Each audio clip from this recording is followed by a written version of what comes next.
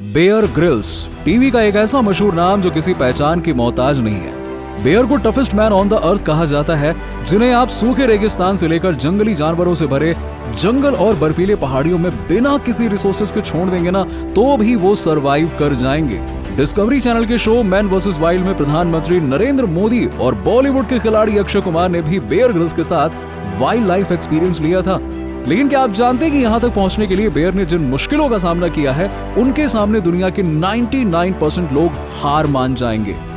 जैसे कि अपने हेलीकॉप्टर से जंगली जानवरों से भरे नदी समंदर में कूदकर एंट्री करने वाले बेयर के साथ 21 साल की उम्र में इतना भयानक हादसा हुआ कि डॉक्टर ने तो उन्हें कह दिया था, हे बेयर, तुम कभी चल नहीं पाओगे। और ये सुनते ही वो डिप्रेशन में चले गए थे। और यहाँ तक कि अपनी लाइफ में वो एक बार नहीं बल्कि अनेक बार मरते मरते बचे हैं। इन सभी किस्से कहानियों का जिक्र बेयर ने अपनी किताब मड, स्वीट एंड टीयर्स में किया है। और आज हम बेयर ग्रिल्स के संघर्षों का अनुभव बेहद ही करीब से करेंगे, जिसमें शब्द तो उनके होंगे लेकिन आवाज मेरी होगी। तो कुर्सी की पेटी बांध लीजिए, क्योंकि अगले 15 मिनट आपकी जिंदगी बदल सकते हैं।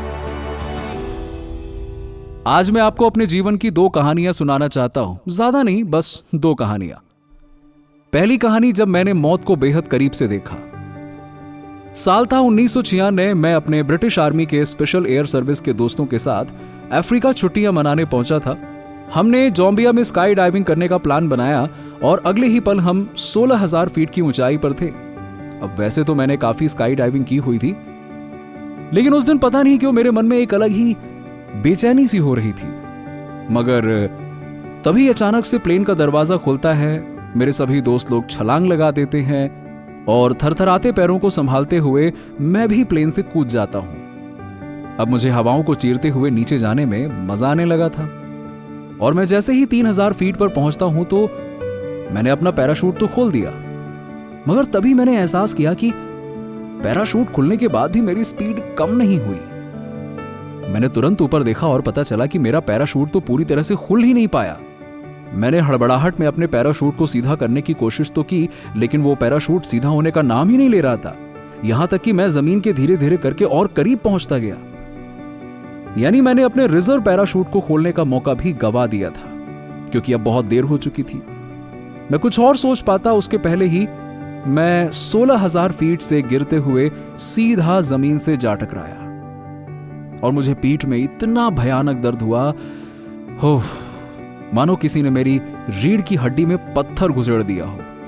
इतने बुरे तरीके से गिरने के बावजूद मैं होश में था और मैं दर्द के मारे तड़पते हुए चिल्ला रहा था।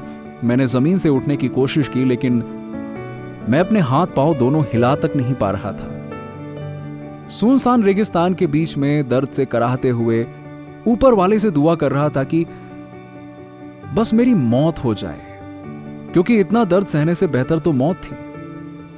लेकिन कई घंटों तक वहां ऐसे ही पड़ा रहा।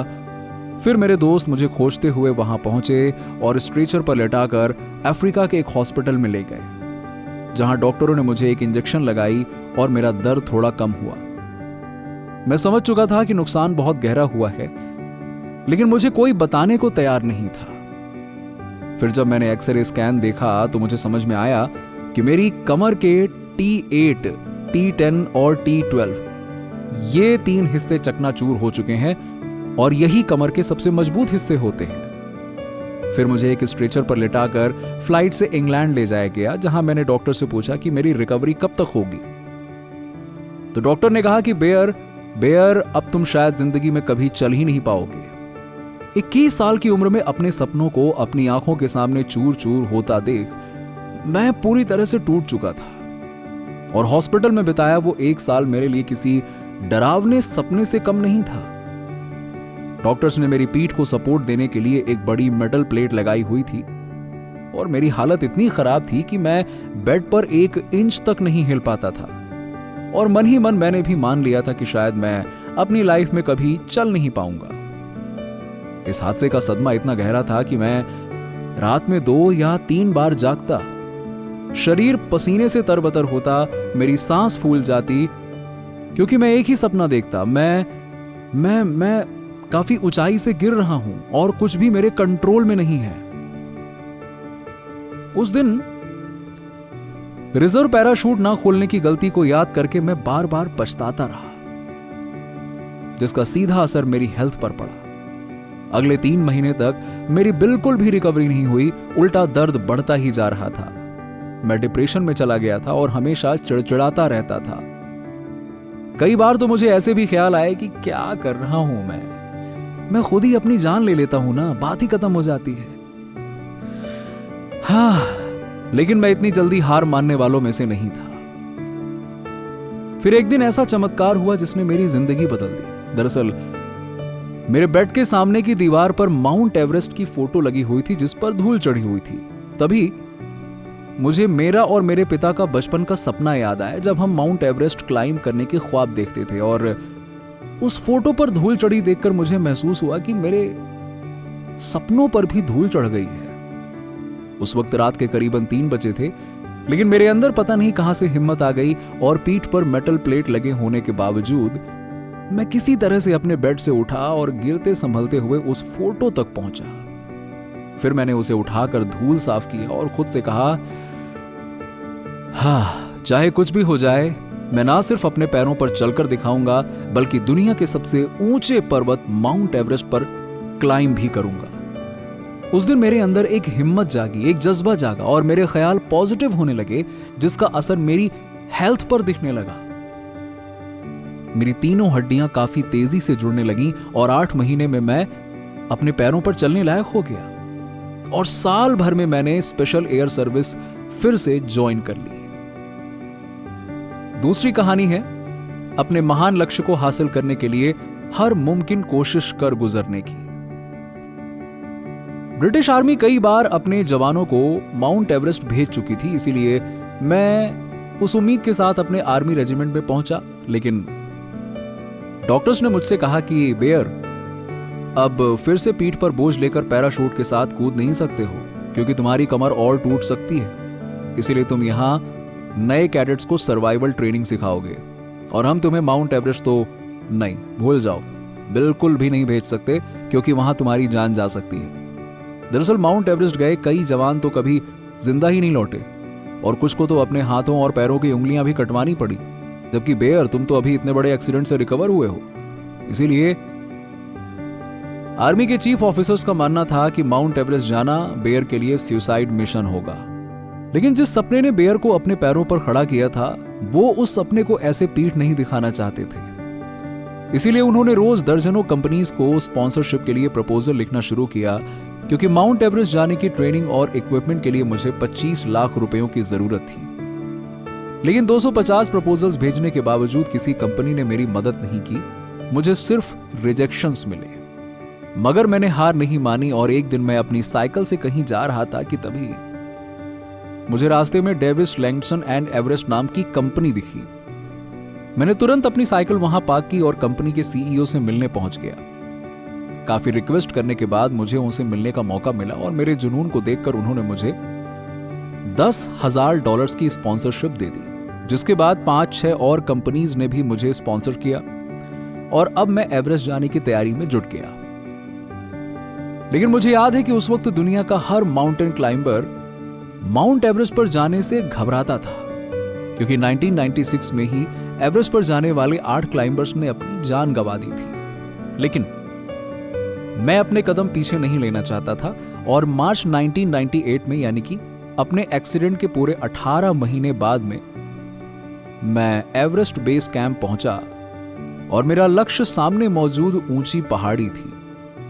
अब बेयर इस एडवेंचरस क्लाइंब का एक किस्सा बताते हुए कहते हैं कि एक बार चढ़ाई के दौरान अचानक मेरा पैर फिसल गया और मैं एक बड़े से गड्ढे में गिर गया। और जब मैंने नीचे देखा तो बहुत गहरी खाई थी और मैं सिर्फ एक पतली रस्सी के सहारे उस गड्ढे में लटक रहा था, जो कि किसी भी पल टूट सकती थी। मैंने दीवार में पैर गड़ाने की कोशिश की, लेकिन मेरे पैर फिसल रहे थे और वो दिन था जब मैंने मौत को दूसरी बार करीब से देखा था।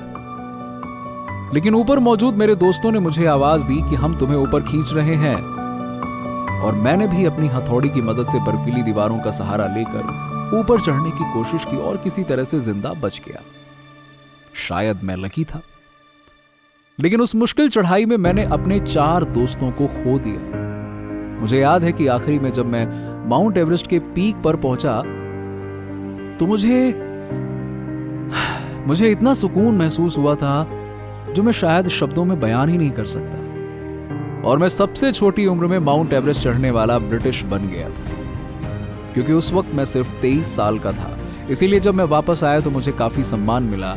कई कंपनीज ने मुझे अपने सेमिनार्स में इनवाइट किया और मेरी जर्नी सुनकर सभी लोग काफी मोटिवेट होते थे। और फिर जाकर मुझे मिला डिस्कवरी की तरफ से वो ऑफर जिसने मेरी जिंदगी बदल दी, और ये था मैन वर्सेस वाइल्ड शो का ऑफर। और शायद आप भी मुझे उसी शो से जानते होंगे। आपको यकीन नहीं होगा, लेकिन 29 साल पुराने उस एक्सीडेंट से अब तक मेरी पूरी रिकवरी ही नहीं हो पाई है, और आज भी रोज मेरी पीठ में दर्द होता है। लेकिन क्या करें, हर इंसान को अपने दर्द से जूझना पड़ता है। इन 2 इंसिडेंट्स के अलावा मेरी लाइफ में कई उतार चढ़ाव आए हैं, लेकिन मैं हमेशा इसी बात में यकीन करता हूं कि चाहे परिस्थितियां कितनी भी खराब क्यों ना हो जाएं, हमें कोशिश नहीं छोड़नी चाहिए, क्योंकि लाइफ में अगर कुछ पीछे छूट जाता है तो आगे उससे भी बड़ी उपलब्धि आपका इंतजार कर रही होती है। लेकिन अगर आप हिम्मत, कड़ी मेहनत और पॉजिटिव माइंडसेट के साथ आगे नहीं बढ़ेंगे तो आप वहीं रह जाओगे और आखिर में पछतावे के अलावा कुछ भी नहीं बचेगा। तो दोस्तों, अगर आप भी बेयर ग्रिल्स की कहानी से इंस्पायर हुए हैं तो कमेंट बॉक्स में जरूर लिखिएगा कि हाँ, मैं कभी हार नहीं मानूंगा। और ये भी बताइए कि अगले वीडियो में आप किस महान व्यक्ति की स्पीच और कहानी सुनना चाहते हैं। ये वीडियो पसंद आई हो तो इसे लाइक और शेयर करके 1100 लाइक्स के टारगेट्स को अचीव करने में मदद कीजिए। और ऐसे ही लाइफ चेंजिंग वीडियोस के लिए लाइव मोटिवेट टीवी को सब्सक्राइब करके पास वाली घंटी को जरूर दबा दीजिएगा। धन्यवाद।